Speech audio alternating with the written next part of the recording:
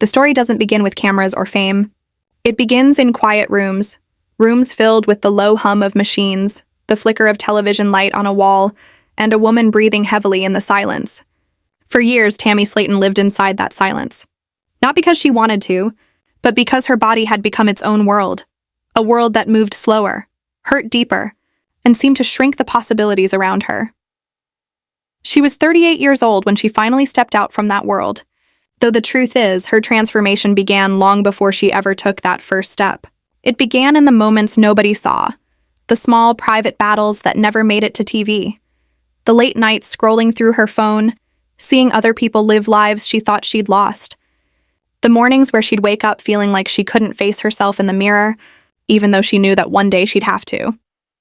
By the time Tammy joined 1000 LB Sisters, her story had already become something larger than herself. To the world, she was a headline, a meme, a talking point. But to those who looked a little deeper, to her sister Amy, to her family, to the fans who cried for her without ever meeting her, she was something more. She was the embodiment of pain that refused to give up. And for a long time, that pain was all she had. Tammy once weighed over 700 pounds, numbers that sound impossible until you see what they look like in real life. The way a single step can turn into a mountain. The way sitting up feels like lifting another person. The way the simple act of breathing feels like running uphill in the dark. People think reality TV captures reality. But the truth is, what you see on camera is just a fragment, the edges of something bigger, something lonelier. Behind the laughter and the chaos, there were tears no one could film. There were nights when Tammy would whisper to herself, "I don't know if I can do this anymore," but she did. In 2022, Tammy underwent bariatric surgery, a decision born not from vanity, but from survival. It wasn't glamorous. It wasn't simple. It was terrifying. The kind of choice that sits in your stomach like a weight heavier than food ever was. She had tried diets, therapy, promises, and prayers. But surgery? That was different. It meant surrendering control to something she couldn't undo. There's a kind of courage in that surrender. The kind that looks quiet from the outside but feels like a storm inside. When Tammy woke up from surgery, she didn't just open her eyes. She opened the first page of a new life she wasn't sure she deserved. Months passed. Recovery was brutal. Each pound lost felt like a memory melting away. There were days when the mirror showed a stranger, and nights when she questioned if the new her would ever feel like her. But slowly her body began to change. The world began to open. Then came the moment. Simple, quiet, yet monumental. A series of photos posted online. Tammy looking straight into the camera with a softness in her eyes the world had never seen before. The weight was gone, not just the physical, but the emotional. She looked alive, luminous, human in a way she hadn't been allowed to be. For years, social media had been cruel to her. But that day something shifted. The comments weren't sharp. They were full of awe, warmth, love. Absolutely loving this era of Tammy. "I've watched since day one. It's so incredible to see how far you've come. Keep slaying, Queen. You brought a tear to my eye. I've never been more proud of a stranger in my life." Behind every kind word was a silent understanding. People weren't just celebrating a weight loss. They were witnessing a resurrection. The caption of her post played a small soundbite. "I understood the assignment," and she had. Not just the assignment of losing weight, but of reclaiming her life. That day, the internet didn't see a celebrity. They saw a woman who had fought death and won, but Tammy wasn't alone in her journey. She never was. Her sister, Amy Slayton, had walked a similar path before her. Different, but parallel. Amy had her own surgery back in 2019, long before Tammy's. Her motivation wasn't just about herself. It was about motherhood. She wanted to be there for her children, to hold them, to live long enough to see them grow up. By the time Tammy reached her turning point, Amy had already become a mother of two, Gage and Glenn. Two little boys who were growing up faster than life itself, each one carrying a spark of joy that kept Amy grounded even as her own life began to unravel. Because that's the thing about transformation. It doesn't end with a happy montage. It's messy, real, unforgiving. In 2023, Amy and her husband, Michael Halterman, filed for divorce. On paper, it was irreconcilable differences. In reality, it was heartbreak, exhaustion, the quiet drift of two people who'd shared dreams but lost themselves somewhere between diapers and survival. Through it all, Tammy watched. She wasn't just the sister who needed saving anymore. She had become the one holding space, for Amy, for her nephews, for the family that had carried her when she couldn't walk. And when Amy decided to find love again, Tammy didn't know what to feel. Happiness, fear, maybe both. Because love had always been complicated in their world. By the time Amy got engaged to Brian Levon, Tammy had already lost someone too. Someone who had once promised forever. Caleb Willingham. They'd met in a rehab center. Two people who were broken in different ways but found warmth in each other's loneliness. Their love wasn't perfect, but it was real. Tammy married Caleb in 2022, and for a while it looked like her life had finally taken a breath of peace. But life doesn't always follow the script we hope for. Caleb passed away in July 2023. It was the kind of pain that doesn't make a sound. In interviews, Tammy smiled. Online she posted, but inside she grieved in silence. She had survived her body, only to lose someone who made her feel alive. But grief, like love, changes shape. It doesn't leave, it transforms. And in that transformation, Tammy found something she hadn't felt in years. Gratitude. Gratitude for the life she still had. When she stood beside her sister at Amy's wedding, dressed in dark jeans and a black and gray striped turtleneck, the world barely recognized her. The woman who once struggled to stand now stood with quiet confidence. Cameras flashed, but Tammy wasn't posing for fame. She was standing in the light of her own survival. For Amy, the wedding was a dream, held on Halloween, in a place said to be haunted. Fitting, really, because both sisters knew what it meant to be haunted by their past, and what it meant to make peace with it. Tammy smiled that day, not because everything was perfect, but because for once, everything was real. She had lost more than 500 pounds. But what she gained couldn't be measured. The journey wasn't over, not really. But for the first time, Tammy wasn't running from her story. She was living it. After the wedding, the photos spread like wildfire. Screens across America lit up with Tammy Slaton's new image. Thinner, radiant, almost unrecognizable. For a moment, it seemed like the whole world was holding its breath. The woman who once lay in hospital beds and oxygen tubes now stood upright, smiling, her eyes soft but alive. It wasn't just the weight that had changed. It was everything. The way she carried herself, the way her clothes fell against her body, the way her presence filled the room instead of being swallowed by it. And yet, in the quiet of her Kentucky home, when the lights went out and the cameras stopped rolling, Tammy felt something she hadn't expected: uncertainty. She had spent years chasing this version of herself, the after, the moment of arrival. But now that she was here, she didn't always recognize the person staring back in the mirror. The skin removal surgery had left scars, thin reminders of a body that used to be.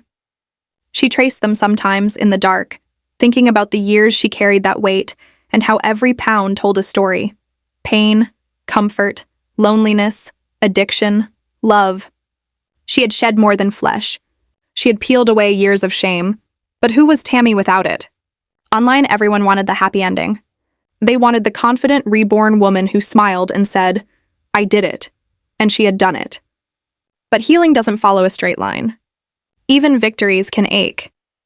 In interviews, she'd talk about how good it felt to breathe again, to move again, to live again, all true. But there were nights when she'd sit on her bed and feel that old heaviness in a new way.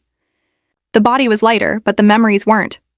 Her sister Amy understood that feeling too. Despite the sparkle of her Halloween wedding and the warmth of her new husband, she was still adjusting to motherhood, to loss, to rebuilding herself after divorce. Together, the two sisters had built their fame on shared struggle. They were loud, funny, chaotic, and real, the kind of real that made people root for them. But the end of 1000 LB Sisters wasn't just an end to a TV show. It was an end to an era of survival. The cameras had followed them through everything: hospital visits, meltdowns, laughter, heartbreak. For years, the lens had been both a mirror and a burden. And now, with season 7 wrapped and no renewal on the horizon, Tammy faced a strange kind of silence. The network hadn't said the words canceled, not officially. But fans could feel it. And Tammy could too.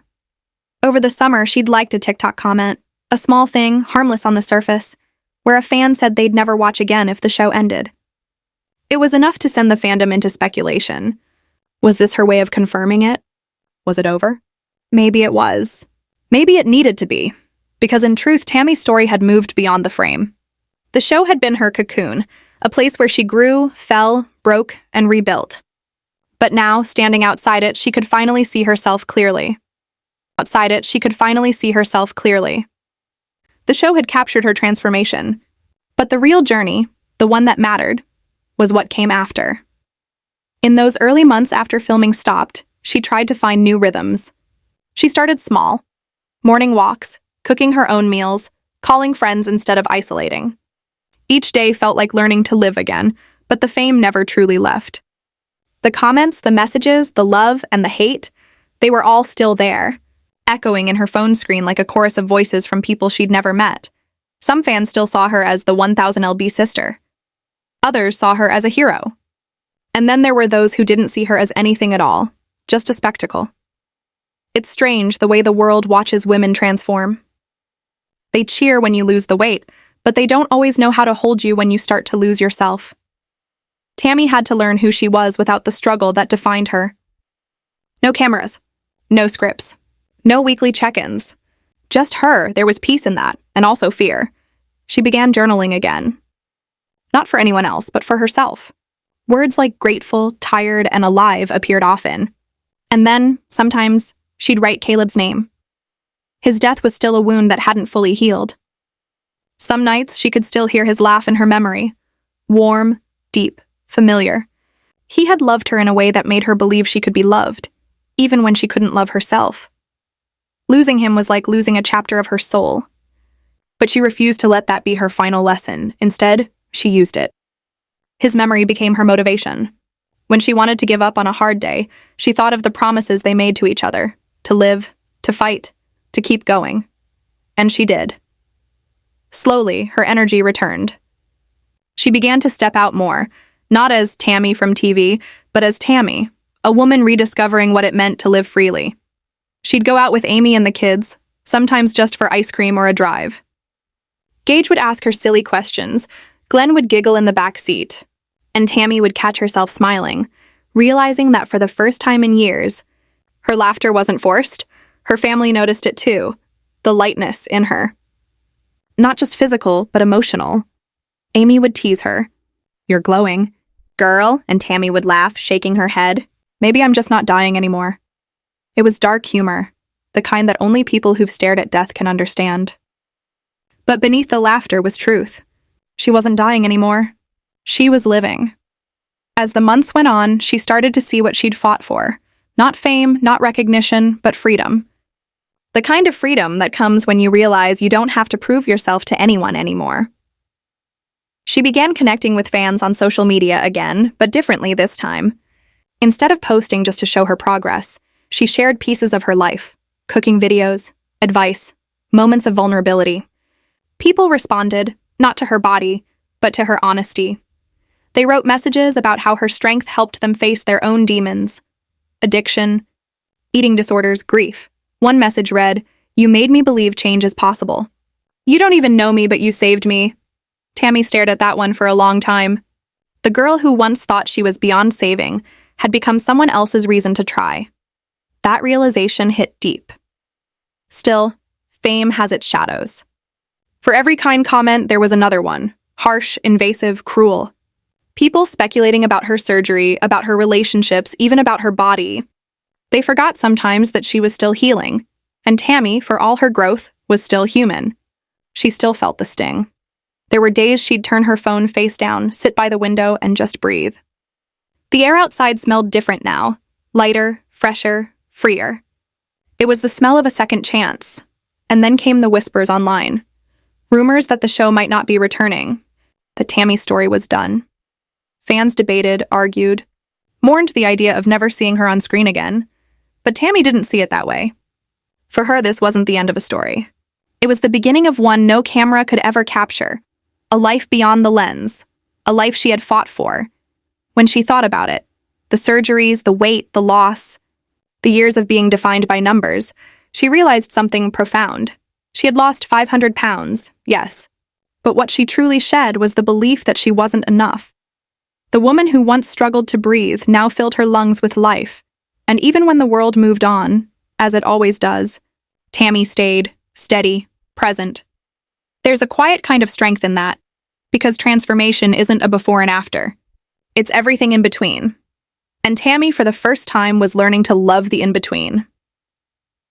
There's a strange silence that follows the end of a reality show. When the cameras go away, the microphones unplug, and the crew drives off for the last time. The air feels different, hollow, heavy, still humming with everything that's been said and everything that never made it to air. For years, Tammy's world had been framed by that sound, the rhythm of production. Call times, lights, microphones. Even her pain had a schedule. But when it all stopped, she found herself in a kind of quiet that felt almost too big to fill. No one was asking her to talk anymore. No one was reminding her to save the tears for the camera. And in that stillness, she realized how much of her life had been spent performing survival. The truth is, Tammy didn't always know who she was outside the narrative that made her famous. She'd been the big sister, the miracle story, the comeback. But those were labels written by other people, editors, producers, fans. Now with the show over, she had to write her own version. At first, she didn't know where to start. She tried to live normally, and whatever that meant. Grocery shopping, doctor's visits, sitting on the porch with Amy, sipping iced tea and laughing about nonsense. But in quiet moments, her thoughts would drift back to the cameras. The way they'd capture her life from every angle, forcing her to confront herself in real time. It wasn't just that the show had told her story. It had shaped it. There was comfort in that structure. Now, she was free. And freedom, she discovered, can be terrifying. Some days she'd wake up feeling light, her body moving easier, her breath steady, her heart strong. Other days, she'd wake up with a weight that wasn't physical but emotional, pressing down on her chest like gravity, reminding her what she came from. Grief has a way of visiting unannounced. Sometimes, it was Caleb. She'd see a photo of him in her phone, or a memory would flicker. His voice, his jokes, the way he'd call her baby doll. It could come out of nowhere. A smell, a song, and suddenly the ache was back. He had been part of her healing. A mirror of her own brokenness. Losing him was like losing a version of herself that had just begun to heal, but she carried him with her, quietly. Every day. She didn't talk about it much. The world had already watched her cry enough. But grief doesn't care about public image. It just sits beside you in silence until you learn to make peace with it. In that silence, Tammy started to build something new. Something no one could take from her. She began to travel again, small trips at first. Kentucky roads lined with trees, the kind that look gold in the autumn light. She'd drive with the windows down, feeling the wind against her face, her hair messy, her heart wide open. She'd think about how far she'd come, the hospitals, the rehab centers, the fear. How every doctor had once said the same thing, you might not make it to 40. Now, she was 38, healthy, breathing, driving, laughing, living. And sometimes living quietly is the loudest victory. Amy noticed the change too. Her sister had a glow now, not the kind that comes from weight loss or fame, but from peace. From learning that she didn't need validation anymore. Amy's life had changed as well. Remarried, raising 2 little boys who kept her world loud and messy and real. Tammy loved watching them. The way Gage would tug on her sleeve and ask questions that made no sense. The way Glenn would giggle like the whole world was a game. They didn't care about her past, or her weight, or the show. To them, she was just Aunt Tammy, the one who made silly faces and brought snacks and told them stories until they fell asleep. That kind of love, simple, pure, unconditional, was healing in ways no surgery could ever touch. But outside the safety of family, the internet was still talking. Articles popped up about her transformation. Headlines with words like unrecognizable, new woman, dramatic change. Each one came with side-by-side photos, the before and the after. And every time she saw them, something inside her twisted, because those before photos weren't just pictures. They were pieces of her life. The world saw them as proof of failure. She saw them as proof of survival. Every pound she carried had kept her alive long enough to become this version of herself. But it's easier for people to love when you fit their idea of success. The internet praised her now, but Tammy remembered when it didn't. She remembered the cruel comments, the jokes, the people who called her hopeless. The same people who now flooded her posts with hearts and compliments. She accepted their kindness, but she didn't build her worth on it. Not anymore. Instead, she built it quietly, through small acts of care. Through therapy, journaling, checking in on her mental health. Through forgiveness, not of others, but of herself. She learned that the hardest part of healing isn't losing the weight. It's facing the reasons you gained it in the first place. Food had been her comfort, her armor, her escape. When life hurt too much, it was easier to eat than to feel. But now she didn't want to escape.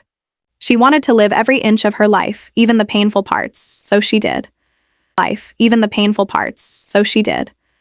Some days she'd cook with Amy, laughing over the mess, arguing about recipes, playing old country songs on the radio. Other days, she'd sit alone with a candle burning and think about who she used to be and who she was still becoming. There was no rush anymore. No pressure. Just time. Time she thought she'd never have. That's what she realized about survival. It's not about beating death. It's about learning to live without fear of it. And slowly, Tammy was doing just that. Still, the past has a way of echoing. Sometimes, when she'd scroll through social media late at night, she'd stumble upon clips from the show. Old scenes, old faces, old versions of herself. Fans had re-uploaded them, editing them into montages set to inspirational music. She'd watch herself, crying, laughing, fighting, falling. And it felt surreal. Like watching someone else's life, but she never looked away. Because that woman on the screen had carried her here. Every tear, every argument, every mistake, it all built the foundation for who she was now. And though the internet might move on to the next story, Tammy knew this one wasn't over. She was still writing it day by day, sometimes in joy, sometimes in grief, always in truth. It's funny how transformation stories always end with applause, as if life freezes the moment someone changes. But change doesn't end. It unfolds. It breathes. It keeps asking for more of you. And Tammy, for all her scars and strength, was still answering that call. One day, while visiting Amy and the kids, she caught her reflection in the kitchen window.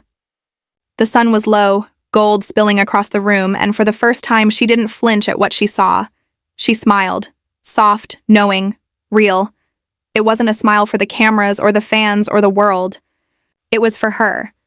For the girl who had survived long enough to become this woman.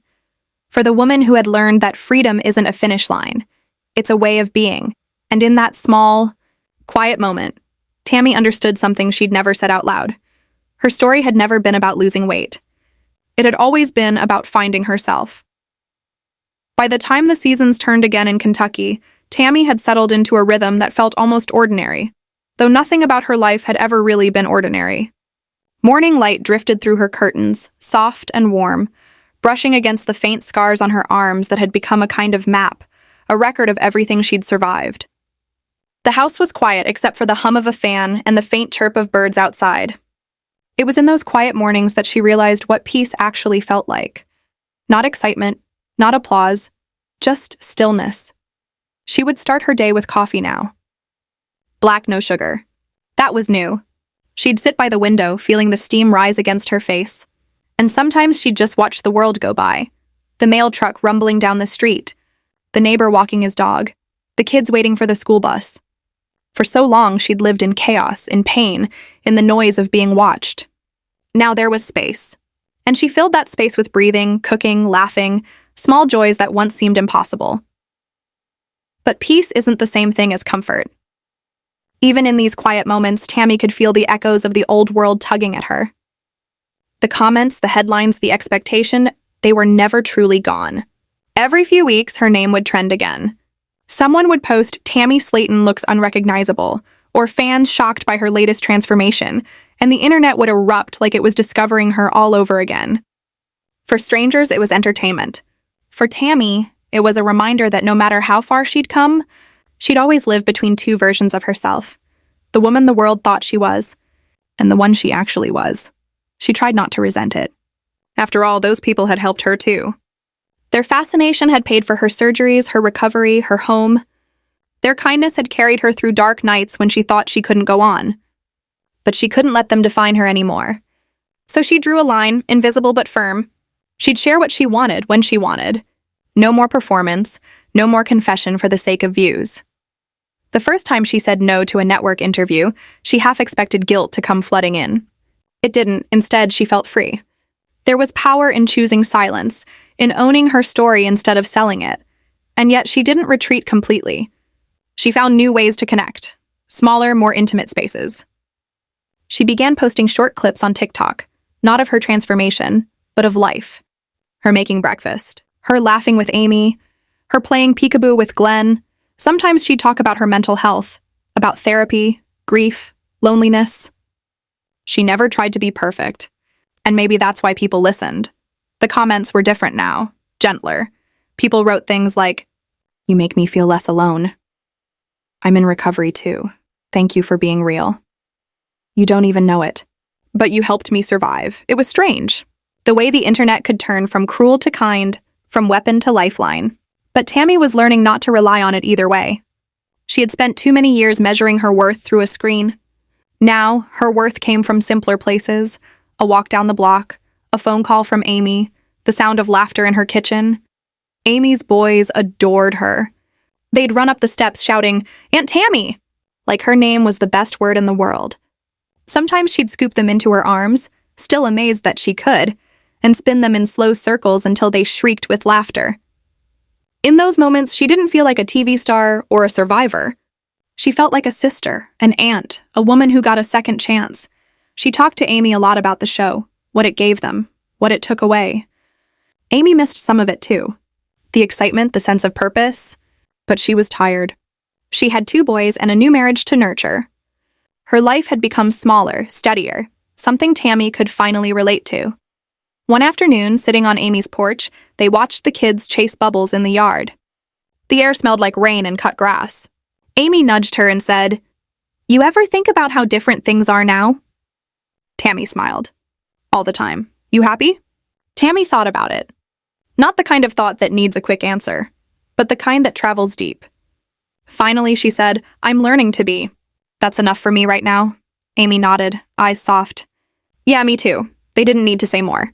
Between them was a kind of silence that only sisters share, thick with memory, forgiveness, and love.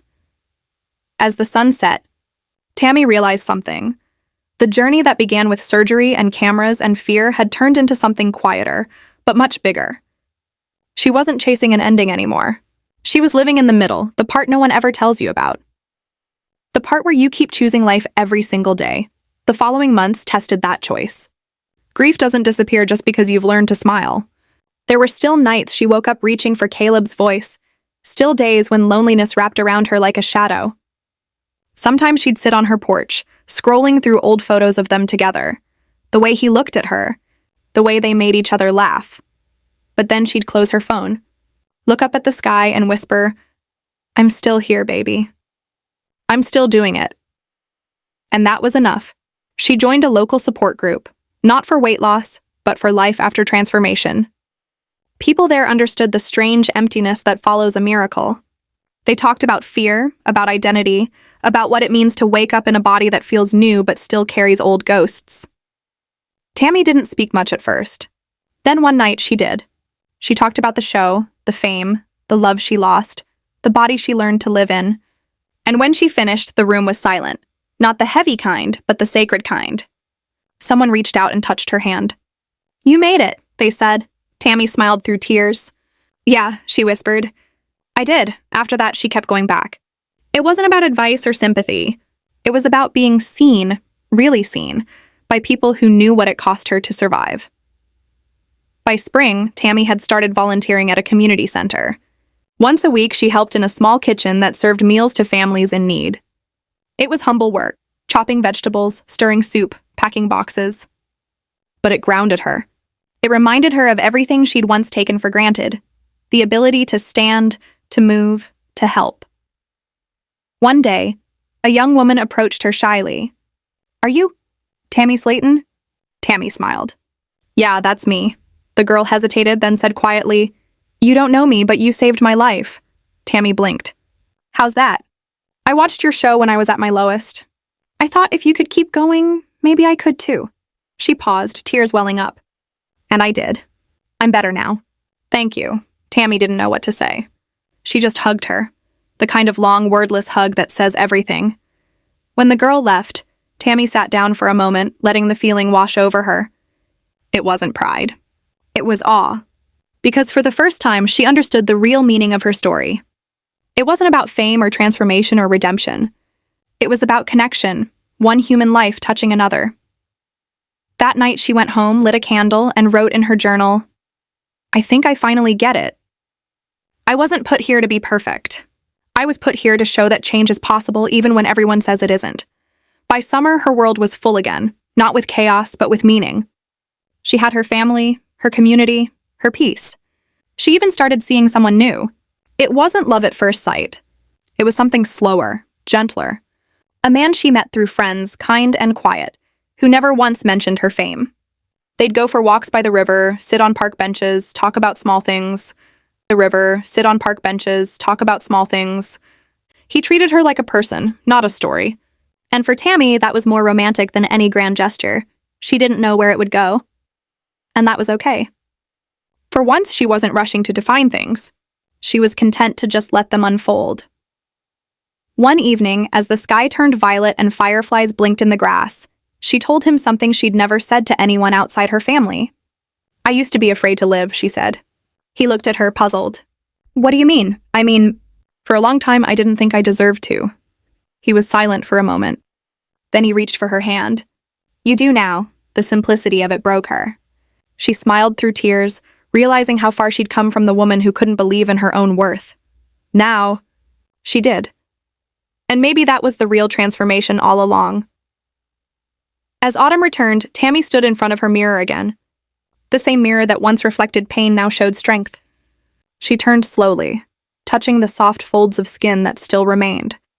They weren't flaws anymore, they were reminders, proof of the weight she once carried and the life she fought to keep. She looked herself in the eyes and whispered, Thank you.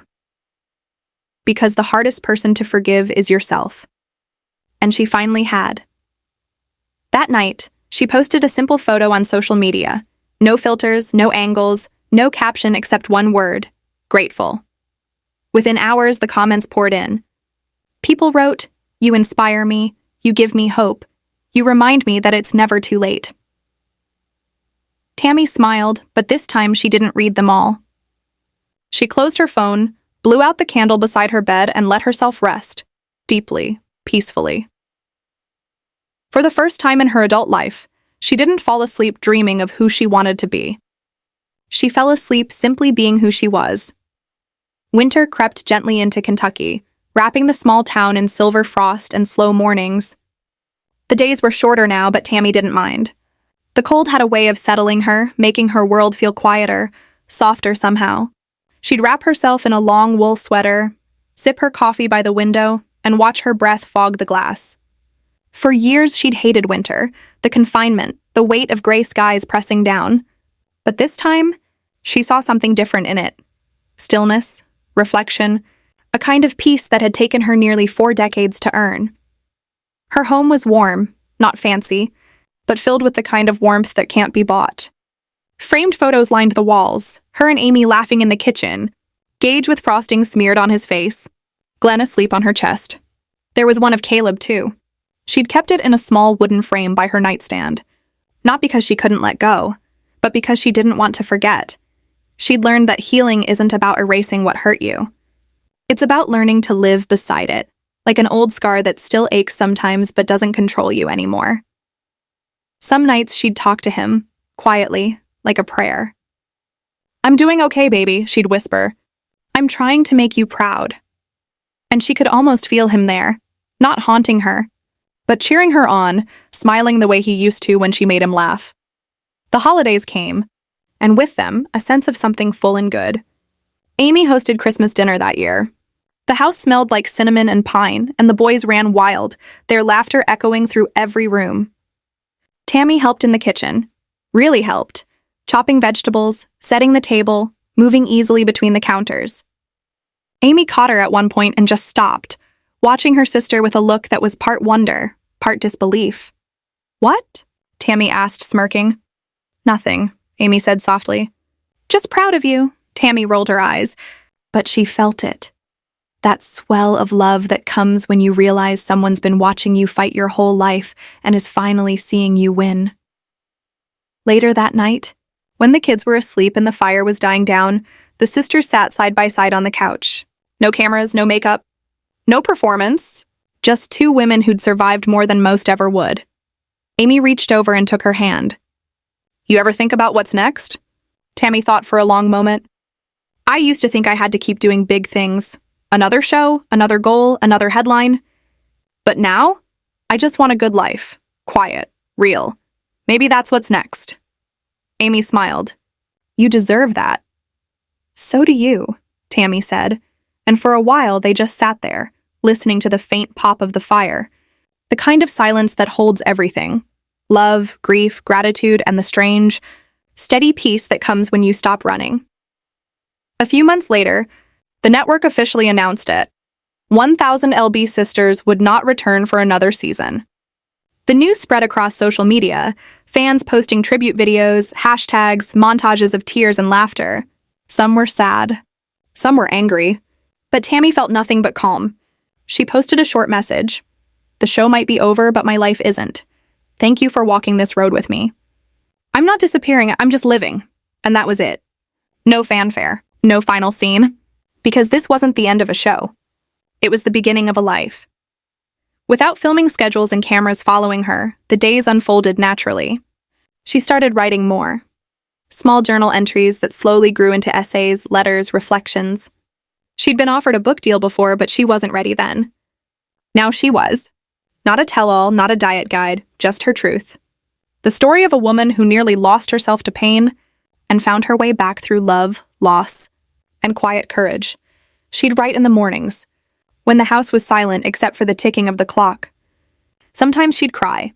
Sometimes she'd laugh out loud, remembering old moments from the show, the chaos, the fights, the joy that came in flashes between the hard stuff. But mostly she just wrote honestly. She didn't need to dramatize it anymore. Her life had already been dramatic enough. One spring afternoon, Tammy was invited to speak at a local community event, a small auditorium filled with people who'd followed her story for years. She almost said no. Public speaking still scared her. But Amy nudged her. "Go," she said. "They need to hear you. Not the TV version, and you." So she went. When she walked on stage, the room went silent. Not because they were starstruck, but because they could feel it. The weight of her story, the quiet dignity in the way she carried herself now. She stood at the podium for a moment, looking out at all those faces.